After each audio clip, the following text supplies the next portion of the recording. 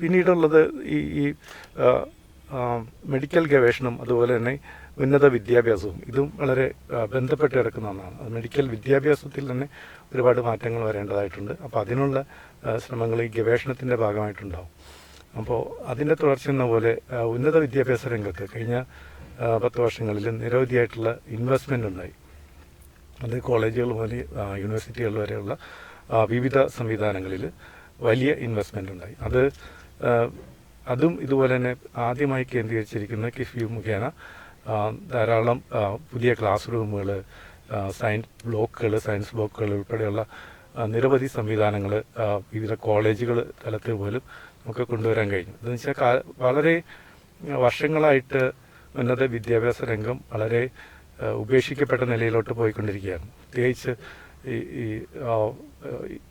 വലതുപക്ഷ സർക്കാരിൻ്റെ ലക്ഷ്യമെന്ന് പറയുന്നത് പലപ്പോഴും ഈ സർക്കാർ തലത്തിലുള്ള ഉന്നത വിദ്യാഭ്യാസ രംഗത്തെ തളർത്തുകയും അതുവഴി പ്രൈവറ്റ് മേഖലയ്ക്ക് ഉത്തേജനം കൊടുക്കുകയും എന്നുള്ള ഒന്നാണ്. അതുകൊണ്ട് തന്നെ പലപ്പോഴും പറഞ്ഞ പോലെ യൂണിവേഴ്സിറ്റികളിൽ നിയമനം നടക്കാതിരിക്കുക, ഗവേഷണത്തിന് ഫണ്ടില്ലാതിരിക്കുക, ഇങ്ങനെയുള്ള നിരവധിയായ പ്രശ്നങ്ങളുണ്ടായിരുന്നു. അപ്പം അതിനെ നമുക്ക് മറികടന്ന് ഈ മേഖലയ്ക്ക് ഒരു പുത്തൻ ഊർജ്ജം കൊടുക്കുന്നതിന് കഴിഞ്ഞ 10 വർഷം കൊണ്ട് സാധിച്ചിട്ടുണ്ട്.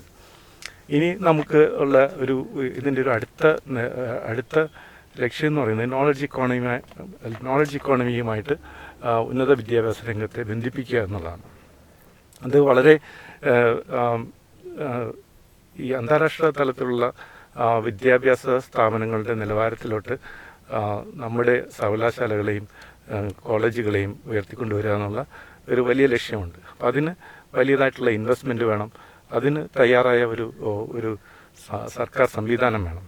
അപ്പോൾ പലപ്പോഴും ഈ പ്രൈവറ്റ് യൂണിവേഴ്സിറ്റികൾ അല്ലെങ്കിൽ ഈ വിദേശ സർവകലാശാലകൾ ഇതിനൊരു സൊല്യൂഷനായിട്ട് നമ്മൾ പ്രപ്പോസ് ചെയ്യാറുണ്ട്. പക്ഷേ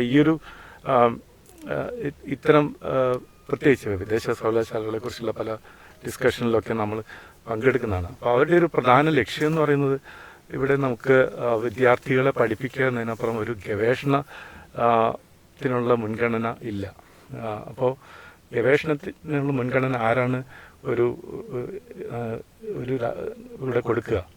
അത് സ്റ്റേറ്റ് യൂണിവേഴ്സിറ്റികൾക്ക് അതിന് സാധിക്കുകയുള്ളൂ. സ്റ്റേറ്റ് യൂണിവേഴ്സിറ്റി അല്ലെങ്കിൽ സർക്കാർ സ്പോൺസേഡായിട്ടുള്ള യൂണിവേഴ്സിറ്റികൾക്കാണ് അത്തരമൊരു ഗവേഷണത്തെ, അതായത് നാടിൻ്റെ ആവശ്യങ്ങൾ കണ്ടറിഞ്ഞുള്ള ഗവേഷണത്തെ പരിപോഷിപ്പിക്കാനുള്ള സാധ്യത കൂടുതലുള്ളത്.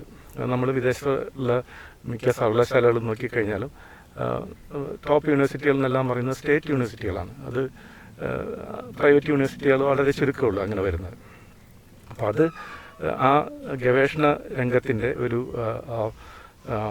സ്വാതന്ത്ര്യവും എല്ലാവുമായിട്ട് ബന്ധപ്പെട്ട് കിടക്കുന്നതാണ്. എന്ത് തരം ഗവേഷണം ചെയ്യാം, എന്താണ് നമ്മുടെ സമൂഹത്തിന് ആവശ്യമെന്നുള്ള മുൻഗണന മനസ്സിലാക്കി ചെയ്യുന്ന ഒരു കാര്യമാണ്.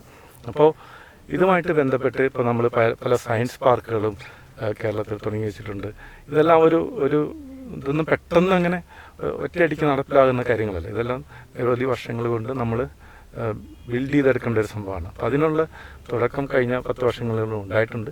സയൻസ് പാർക്കുകൾ അതിൻ്റെ ഒരു വലിയ ഉദാഹരണമാണ്.